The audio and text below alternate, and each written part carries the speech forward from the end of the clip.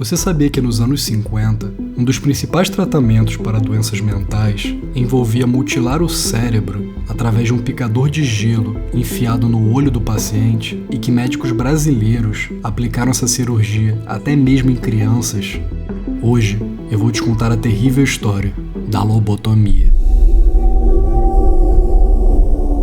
Mas para entender essa história, é preciso primeiro entender o que se passava no mundo naquela época. Tudo começa no início do século XX. Com a Segunda Revolução Industrial, o mundo passou por um grande processo de modernização, sobretudo nos Estados Unidos e na Europa. Ferrovias se alastravam, rasgando os países de ponta a ponta. O ferro deu lugar ao aço, e o carvão deu lugar ao petróleo e à eletricidade. As fábricas se expandiram, e a todo momento surgiam novas máquinas, novos produtos, novas tecnologias e novos meios de fabricação que possibilitaram produzir em velocidades nunca antes vistas. E para sustentar tamanha produção, era preciso centenas, milhares, milhões de trabalhadores, cada um realizando uma pequena e repetitiva função nas grandes linhas de montagem das fábricas. Não demorou muito para que o povo do campo se atraísse pelas oportunidades de emprego nas cidades. E então, milhares de pessoas abandonaram suas vidas no interior em busca de melhores condições de vida nas cidades, atraindo até mesmo pessoas de outros países. Os Estados Unidos recebeu cerca de 34 milhões de imigrantes, e era preciso dar um teto para esses trabalhadores. E assim, as cidades se expandiram repentinamente. Surgiam novos prédios, estradas, escolas, hospitais por toda parte. Era o começo de uma nova era, e o mundo nunca mais seria o mesmo. Entretanto, com um crescimento tão acelerado e com tantas pessoas morando juntas no mesmo lugar, era de se esperar que o progresso iria pisar na cabeça de muita gente ao longo do caminho. As dificuldades econômicas, as longas jornadas de trabalho e o estresse do dia a dia nas cidades afetaram a saúde mental de milhões de pessoas ao redor do mundo. Com a modernização, muitos laços familiares se romperam. Comunidades que antes viviam unidas se separaram. Agora, milhões viviam isolados em apartamentos, sem ter a quem recorrer, lidando sozinhos com seus próprios problemas. Casos de depressão e outros transtornos mentais cresciam a cada dia. E a Primeira Guerra Mundial foi como jogar gasolina em uma casa em chamas. Após testemunhar tanta morte e destruição, aqueles que sobreviveram muitas vezes voltavam traumatizados para casa, com sequelas físicas e mentais que teriam que carregar pelo resto de suas vidas. Naquela época, se acreditava que a melhor forma de se tratar os doentes mentais era com a internação em hospitais psiquiátricos, onde, em via de regra, os pacientes eram extremamente maltratados. As condições de vida nesses hospitais muitas vezes se assemelhavam com as de campos de concentração. Os pacientes eram agredidos, torturados e drogados por anos a fio. Geralmente, essas instituições viviam superlotadas. Os manicômios mais se pareciam com prisões do que com hospitais. Muitos eram mantidos algemados em camas ou paredes, e em muitos casos, pacientes eram abusados. E esse inferno não era exclusivo apenas para adultos. Crianças também eram internadas nessas instituições.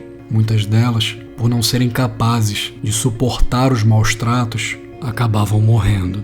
As péssimas condições de vida muitas vezes pioravam ainda mais o estado mental dos pacientes, que eram internados por anos, isolados de suas famílias e do resto da sociedade. O que, na verdade, acabava sendo muito conveniente para certas famílias, já que naquela época, pessoas com distúrbios mentais eram muito mal vistas na sociedade, sendo uma vergonha muito grande para os parentes do enfermo. Por isso, muitas famílias abandonavam doentes mentais em manicômios para se livrar de todo o trabalho e vergonha que eles traziam. Em alguns casos, pessoas eram internadas sem ter qualquer doença mental. Houveram pessoas que foram falsamente acusadas de serem loucas pela própria família. Eles eram internados contra sua vontade e sem possuir qualquer doença. E nessa época, não havia uma definição clara e objetiva do que era uma doença mental. Qualquer um que se desviasse muito do que era considerado normal podia ser rotulado como louco. Homossexuais, por exemplo, eram considerados doentes mentais nessa época.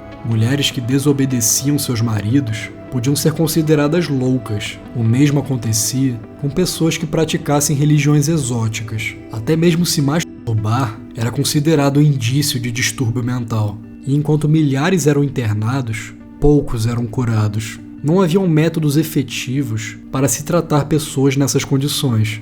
Medicamentos essenciais para o tratamento de distúrbios psicológicos não haviam sido descobertos ainda. Por isso, os médicos experimentavam todo tipo de tratamento absurdo nos pacientes. Induzir ao coma, injetar malária e até eletrochoque foram métodos usados pelos médicos da época para tratar doenças mentais. E essa grande busca por métodos efetivos para se tratar distúrbios psicológicos levou neurologistas e psiquiatras da época a fazer experimentos diretamente no cérebro de seus pacientes. Foram as chamadas psicocirurgias. Mesmo nos dias de hoje, se sabe muito pouco acerca de como o cérebro humano realmente funciona. E naquela época, se sabia menos ainda. E por acreditar que os transtornos mentais eram causados por algum elemento orgânico que estaria interferindo no funcionamento do cérebro, muitos neurocirurgiões da época achavam que ao realizar determinadas lesões no cérebro, o paciente poderia passar por uma transformação em seu comportamento e assim ser curado de suas doenças. Em 1888, o psiquiatra suíço Gottlieb Burckhardt realizou a primeira tentativa moderna de uma psicocirurgia. Gottlieb removeu pedaços do córtex cerebral de 6 pacientes que estavam sob seus cuidados. Todos eles sofriam de distúrbios psicológicos considerados intratáveis. Um dos pacientes morreu apenas 5 dias após a operação. Outro melhorou, mas tirou a própria vida tempos depois. Outros 2 não apresentaram alterações, e os 2 últimos ficaram mais quietos. Após a cirurgia, os pacientes desenvolveram sequelas, como epilepsia, fraqueza motora, dificuldades na fala e dificuldades de compreensão. Apenas 2 pacientes não registraram complicações após a cirurgia. E por incrível que pareça, Gottlieb alegou que a cirurgia teve uma taxa de sucesso de 50%, mas ao publicar um relatório sobre seus experimentos, Gottlieb recebeu duras críticas da comunidade científica. Mas apesar das críticas e resultados insatisfatórios, a demanda por novos tratamentos não parava de crescer. Os hospitais psiquiátricos estavam ficando cada vez mais lotados. Apenas os Estados Unidos chegou a ter mais de 450 mil pacientes internados em instituições psiquiátricas, que ocupavam cerca de 55% de todos os leitos hospitalares do país. Diante desse cenário, foram feitos novos experimentos com as psicocirurgias. Pesquisas em mamíferos apontavam que os lobos frontais do cérebro poderiam ser responsáveis por funções cognitivas mais complexas. Após a Primeira Guerra Mundial, casos de militares que sofreram trauma cerebral foram analisados por pesquisadores. Os resultados apontavam que pacientes que sofreram lesões na área frontal do cérebro apresentavam grandes mudanças de comportamento. Um caso muito emblemático foi o de Phineas Gage. Phineas acabou sendo vítima de uma explosão acidental. Na explosão, ele teve seu crânio perfurado de baixo para cima por uma barra de ferro de quase 1 metro de comprimento. A barra destruiu seu olho e seus lobos frontais, mas milagrosamente Phineas sobreviveu. Entretanto, após algum tempo, Phineas passou a ter comportamentos estranhos e uma mudança radical de personalidade, se tornando antissocial, agressivo e sem qualquer senso moral, ficando irreconhecível para familiares e amigos. Na mesma época, houve um refinamento nas técnicas neurocirúrgicas, o que possibilitou experimentos mais precisos no cérebro. E assim, foram surgindo mais casos em que distúrbios psicológicos foram aliviados após a remoção cirúrgica de tecidos danificados do cérebro. Em 1932, o médico francês Maurice Ducotet pegou cerca de 100 pacientes que sofriam de fraqueza muscular, perfurou seus crânios e injetou 5 ml de sangue contaminado com malária diretamente nos lobos frontais de cada paciente. Segundo Maurice, os 100 pacientes apresentaram melhora física e mental incontestável. Todo esse conjunto de evidências reacendeu a atenção dos pesquisadores para essa região do cérebro. E assim, em Londres, no ano de 1935, durante o Congresso Internacional de Neurologia, os lobos frontais ganharam lugar de destaque. Um dos principais momentos do congresso foi a apresentação de John Fulton e Carlyle Jacobson. Fulton e Jacobson revelaram os resultados de um experimento que haviam realizado em 2 chimpanzés. Os animais apresentavam problemas de comportamento e instabilidade emocional, mas após terem seus lobos frontais removidos cirurgicamente, o comportamento dos chimpanzés mudou drasticamente, se tornando bem mais calmos e pacíficos. Essa apresentação gerou um forte impacto em um dos membros da plateia, o neurologista português Antônio Egas Muniz. Muniz cultivava um forte interesse por doenças mentais e pelos seus tratamentos, e essa curiosidade o levou a participar desse congresso em Londres. Diante de tantas evidências e pesquisas que surgiram na época, e da apresentação de Fulton e Jacobson, Muniz passou a acreditar que os lobos frontais eram os grandes responsáveis por trás do comportamento humano. Durante a sessão de perguntas e respostas, Muniz surpreendeu Fulton ao perguntar se o mesmo procedimento que eles haviam realizado em chimpanzés não poderia funcionar também em humanos.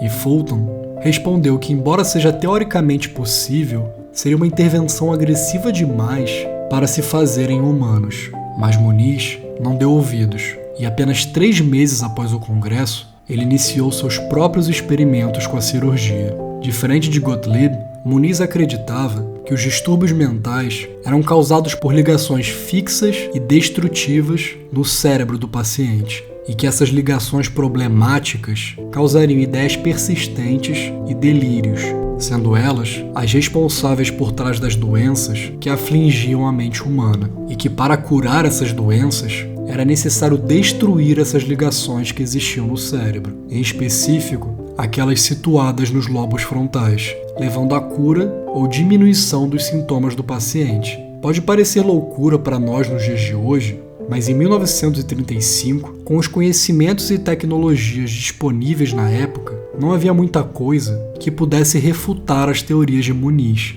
E assim, em 12 de novembro de 1935, Muniz realizou a primeira de uma série de cirurgias no cérebro de doentes mentais. Ele nomeou a operação de leucotomia. Os primeiros pacientes foram fornecidos por José Sobral, diretor médico do Hospital Psiquiátrico Miguel Bombarda, em Lisboa. Entretanto, Muniz não tinha formação em neurocirurgia e estava com suas mãos prejudicadas pela gota. Por isso, ele solicitou que o neurocirurgião Pedro Almeida Lima realizasse a cirurgia. O procedimento envolvia perfurar a lateral do crânio com uma trefina e então, através do buraco, injetar etanol no cérebro para destruir as fibras de conexão dos lobos frontais. Após a operação, Muniz declarou que a cirurgia havia sido um sucesso, já que a depressão do paciente havia sido aliviada. E apesar do paciente nunca ter recebido alta do hospital, Muniz declarou que havia curado sua depressão. E assim, Muniz e Lima seguiram em frente com suas cirurgias, injetando etanol no cérebro de outros 7 pacientes. Entretanto, alguns deles necessitaram tomar diversas injeções de etanol para se obter um resultado considerado satisfatório. Por isso, eles resolveram então mudar o método. Agora, para realizar a cirurgia, eles usariam um instrumento chamado leucótomo, que se assemelha muito a um picador de gelo. Com esse instrumento, eles faziam 6 perfurações no crânio do paciente e, através dos furos, realizavam mutilações nos lobos frontais. Mas caso não tivessem os resultados que queriam, Lima repetiu o processo múltiplas vezes, quantas fossem necessárias. Em fevereiro de 1936, Muniz e Lima já haviam operado 20 pacientes e, em março do mesmo ano, Muniz publicou as conclusões de seus experimentos. Os pacientes tinham idades entre 27 e 62 anos. Foram operados 8 homens e 12 mulheres. 9 tinham depressão, 6 sofriam de esquizofrenia, 2 com síndrome do pânico e um deles tinha múltiplos distúrbios.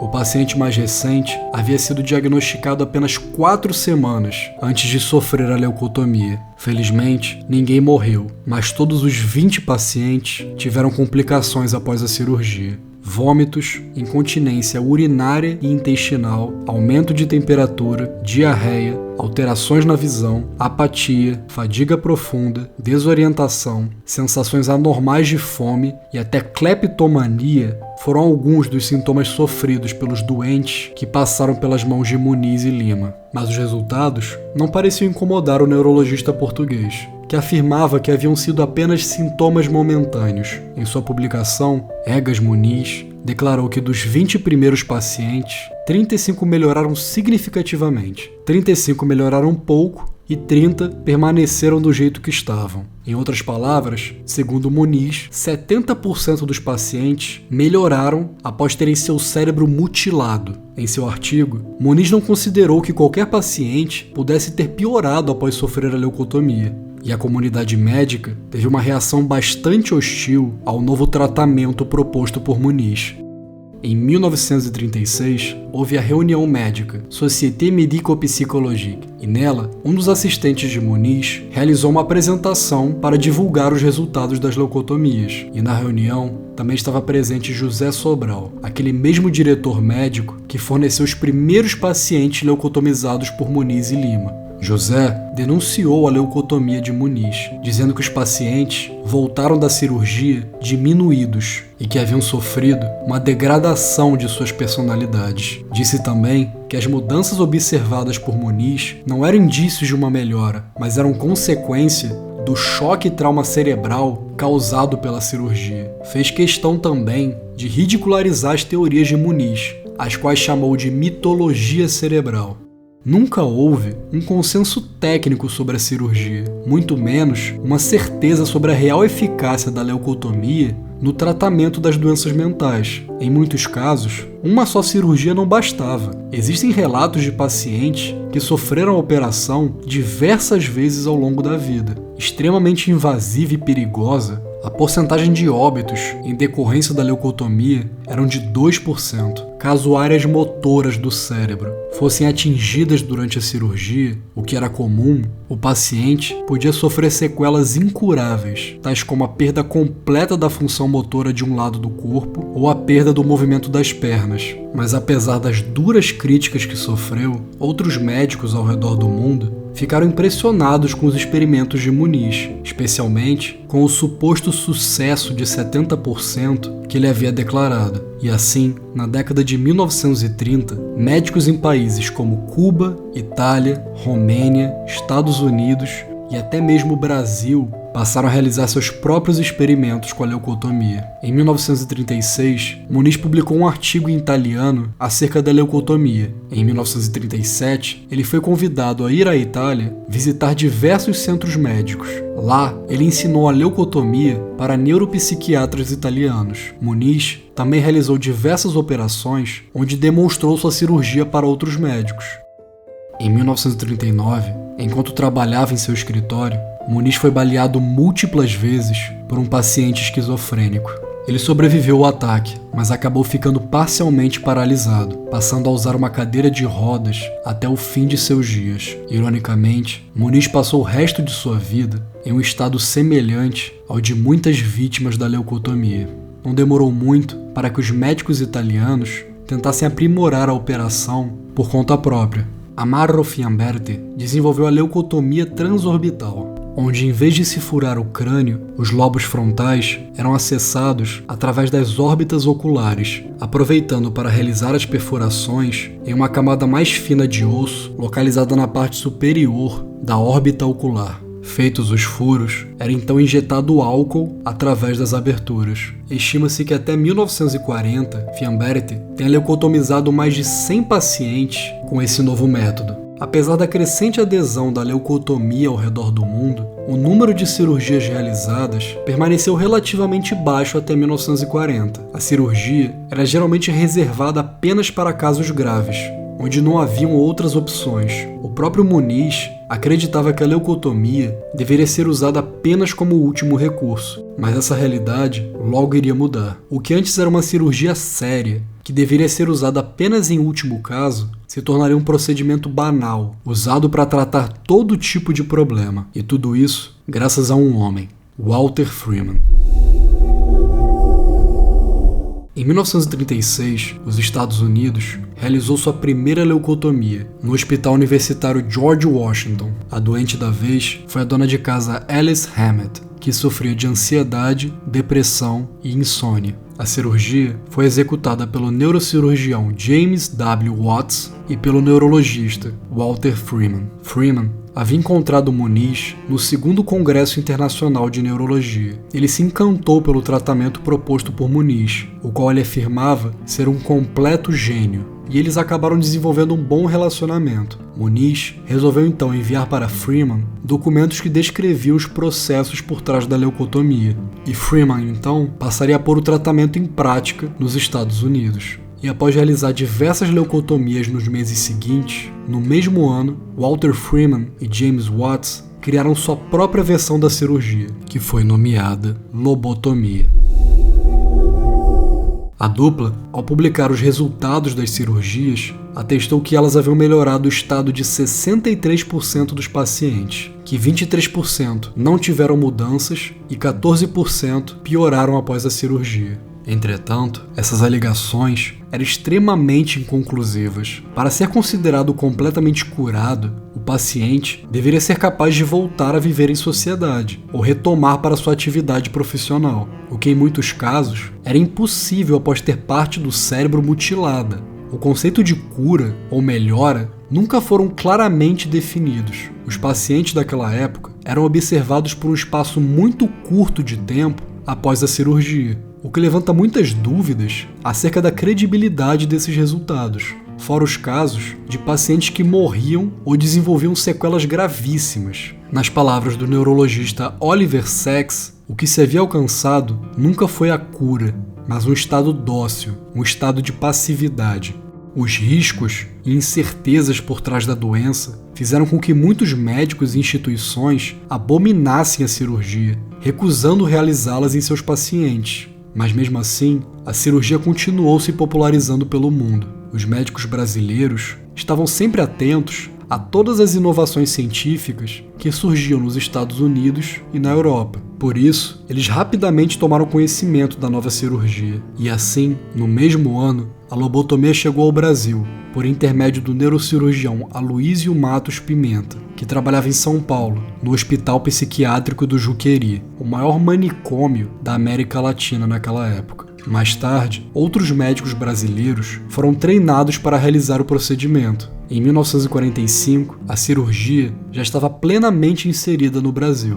E não demorou muito para que os brasileiros começassem a realizar seus próprios experimentos com a lobotomia. E assim como em outros países, essas cirurgias não se limitavam apenas a adultos. Em 1947, médicos brasileiros lobotomizaram 9 crianças do pavilhão infantil do Juqueri, sendo todas meninas entre 9 e 16 anos de idade. Uma das justificativas para o procedimento era de que se essas crianças problemáticas não fossem tratadas logo, futuramente não teriam mais cura e passariam a depender da família ou de alguma instituição pelo resto da vida. A outra justificativa se baseava no pensamento de que quanto antes se tratassem as doenças, melhores seriam os resultados.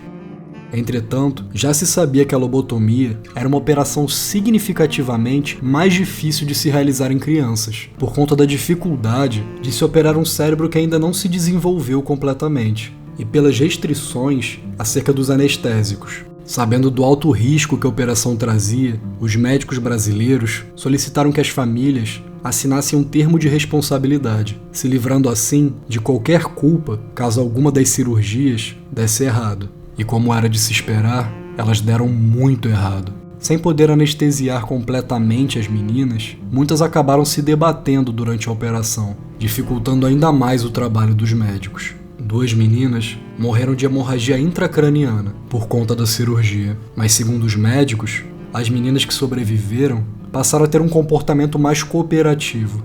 Médicos brasileiros também fizeram experimentos em criminosos, lobotomizando 76 detentos do manicômio judiciário do estado de São Paulo.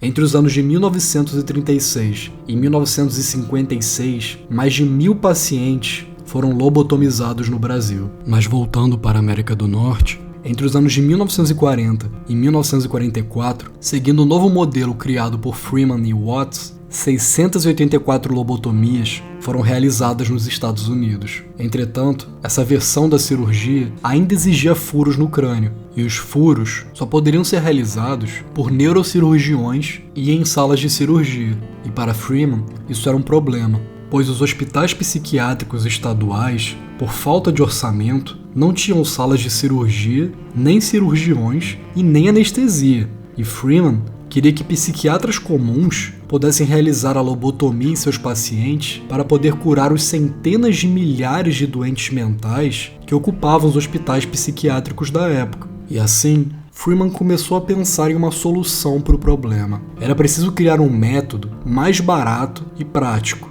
um que não precisasse furar o crânio, que pudesse ser realizado em qualquer consultório psiquiátrico no mundo e com poucos recursos. E assim, Freeman foi na sua própria cozinha, pegou um picador de gelo e começou a testar suas ideias em toranjas e em cadáveres. E em 1945, se inspirando na lobotomia transorbital de Fiambert, Freeman achou um jeito de fazer a cirurgia sem furar o crânio. A técnica envolvia encaixar um instrumento pontudo entre o olho e a pálpebra, e em seguida era dado um golpe de martelo no instrumento para que ele entrasse dentro do cérebro. E dentro do cérebro se girava um instrumento para realizar os cortes necessários no lobo frontal. Feitos os cortes, o instrumento era retirado e se repetia todo o processo no outro olho. Esse método não usava nem mesmo anestesia. Para evitar que o paciente sentisse dor e se mexesse, Freeman aplicava descargas elétricas na cabeça do enfermo, até que ele perdesse a consciência.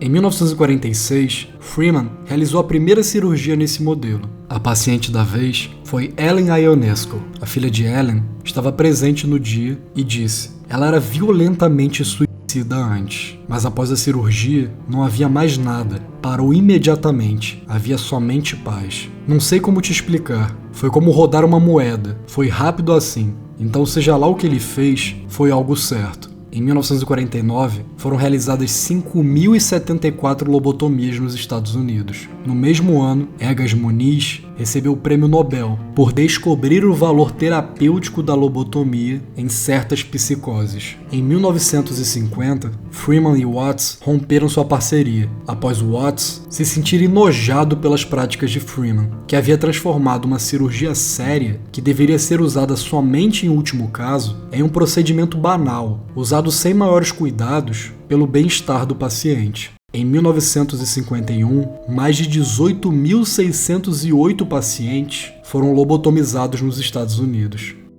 Freeman passou a viajar pelos Estados Unidos divulgando a lobotomia pelo país, visitando diversos manicômios e hospitais psiquiátricos. Em suas visitas, ele realizava lobotomias e compartilhava seus métodos e opiniões com quem quisesse ouvir. E assim, a lobotomia foi se popularizando cada vez mais pelos Estados Unidos. Walter Freeman foi ganhando mais e mais fama. E não era à toa. Ele havia se tornado o garoto propaganda da lobotomia. Em 1951, um paciente morreu nas mãos de Freeman após ele resolver parar no meio de uma cirurgia para tirar uma foto.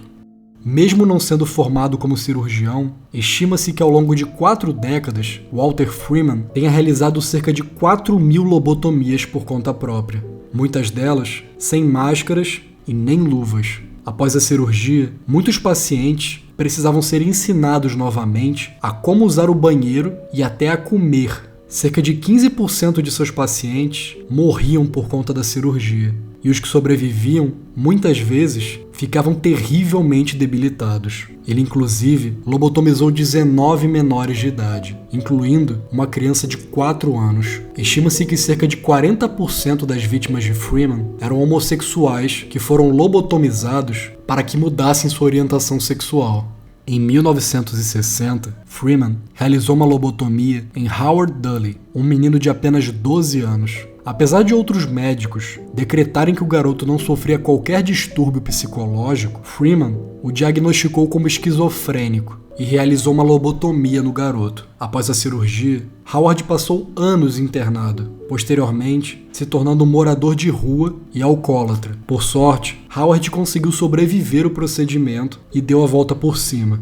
mas nem todos tiveram tanta sorte. Em fevereiro de 1967, Freeman realizou sua última lobotomia. Sua última vítima seria Helen Mortensen. Helen já era uma paciente de longa data, já tendo sofrido outras 2 lobotomias nas mãos de Freeman. Mas infelizmente, o cérebro de Helen não foi capaz de suportar o procedimento pela 3ª vez, e ela faleceu, vítima de uma hemorragia cerebral. E então, Freeman foi finalmente proibido de realizar qualquer procedimento cirúrgico nos Estados Unidos. Walter Freeman morreu aos 76 anos de idade, após complicações durante uma cirurgia para operar um câncer. Com o tempo, as tristes histórias das vítimas desse procedimento bárbaro vieram à tona. Um dos casos mais famosos foi o de Rosemary Kennedy, irmã do ex-presidente dos Estados Unidos, John Kennedy. Aos 22 anos, Rosemary começou a sofrer com convulsões e com mudanças súbitas de humor. Durante seus surtos de raiva, ela agredia quem estivesse no caminho,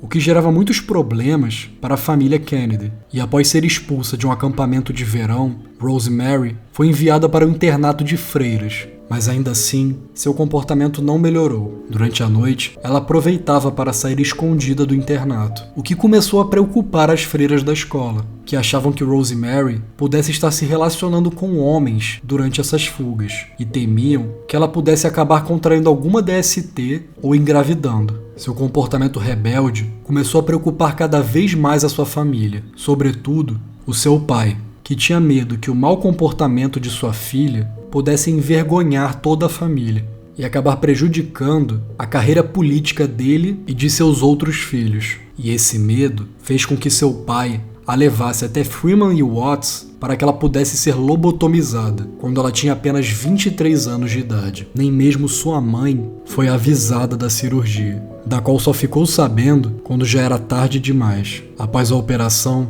Rosemary ficou profundamente incapacitada. Ela não conseguia mais andar e nem falar de forma inteligível, tendo sua capacidade mental reduzida para o equivalente ao de uma criança de 2 anos. Após se tornar deficiente, sua família imediatamente internou a menina em um hospital psiquiátrico, onde foi internada por vários anos. Posteriormente, ela foi deixada em outra instituição, onde ficou internada até o fim de sua vida. Seu pai garantiu que nada faltasse para sua filha. Mandou construir uma casa só para ela na instituição. Deu um carro e até um cachorro. Mas fora isso, Rosemary foi completamente abandonada pela família. Sua mãe passou 20 anos sem visitar sua filha. Já seu pai não visitou Rosemary nem uma única vez. Seus irmãos sequer sabiam onde ela estava ou o que havia acontecido com sua irmã, já que a sua lobotomia foi mantida em segredo do resto da família por cerca de 20 anos. Durante a reeleição de John Kennedy para o Senado americano, a família justificou a ausência de Rosemary dizendo que ela era reclusa. Por ironia do destino, seu pai veio a sofrer um AVC, que acabou o deixando em situação semelhante à de sua filha, sem conseguir andar e nem falar. Foi apenas após seu pai também se tornar deficiente que seus irmãos foram informados de onde Rosemary estava. Curiosamente, John Kennedy também viria a sofrer um grave dano cerebral. Houveram casos reais de pessoas que de fato melhoraram após sofrerem uma lobotomia. Entretanto, milhares entraram em estado vegetativo, incapazes de se comunicar, andar ou comer por conta própria. E em muitos casos, as cirurgias foram realizadas sem o consentimento do paciente e sem que houvesse qualquer necessidade. Em pessoas que apenas tinham problemas de comportamento, em homossexuais e até mesmo em crianças. E mesmo aqueles que de fato eram doentes, muitas vezes pioravam ainda mais com a cirurgia. Nas palavras do neurocirurgião Henry Marsh, os piores pacientes, os mais apáticos, os que haviam sido desenganados, eram os que haviam feito uma lobotomia. Nos Estados Unidos, aproximadamente 40 mil pessoas foram lobotomizadas. Na Inglaterra, foram realizadas 17 mil lobotomias. Dinamarca, Noruega e Suécia realizaram juntas cerca de 9.300. No Japão, a maioria das lobotomias foi realizada em crianças com problemas de comportamento. Aos poucos, a comunidade médica foi percebendo que os riscos da cirurgia eram muito maiores do que qualquer benefício que ela pudesse trazer. E assim, a lobotomia foi gradativamente abandonada ao redor do mundo. Em 1950, a União Soviética baniu a lobotomia, após seus médicos concluírem que o procedimento era contrário aos princípios da humanidade. Segundo eles, através da lobotomia, uma pessoa louca era transformada em um idiota. Em 1955, Egas Muniz morreu vítima de uma hemorragia interna. A partir de 1956, a lobotomia foi abandonada no Brasil. Em 1970, diversos países já haviam banido o procedimento. O abandono da cirurgia se deve muito ao descobrimento de remédios que poderiam ser usados nos tratamentos psiquiátricos, trazendo melhores resultados e muito menos risco. E apesar de não serem perfeitos, são uma evolução imensa se comparados aos tipos de tratamentos que existiam antes. Apesar do completo abandono da lobotomia, psicocirurgias ainda são realizadas até hoje, geralmente em casos severos de depressão, toque ou em circunstâncias raras. Essas operações são feitas de modo muito mais preciso e seguro do que antigamente e são realizadas apenas em último caso. Houveram diversos pedidos para que o Prêmio Nobel de Egas Muniz fosse anulado. Muitos desses pedidos vieram de parentes de vítimas da lobotomia. Entretanto, outros defendem que as contribuições científicas de Muniz devam ser consideradas junto do contexto histórico em que ele viveu. Apesar do mal que ele causou, tudo indica que ele realmente tinha um propósito de ajudar seus pacientes e fez o melhor que podia com os recursos que tinha em mãos. O mesmo não pode ser dito de Walter Freeman. Infelizmente, às vezes a ciência precisa errar muito antes de conseguir acertar. E quase sempre, vidas inocentes acabam pagando a conta. Temos que ser gratos por todos aqueles que perderam suas vidas para que pudéssemos ter os tratamentos que temos hoje.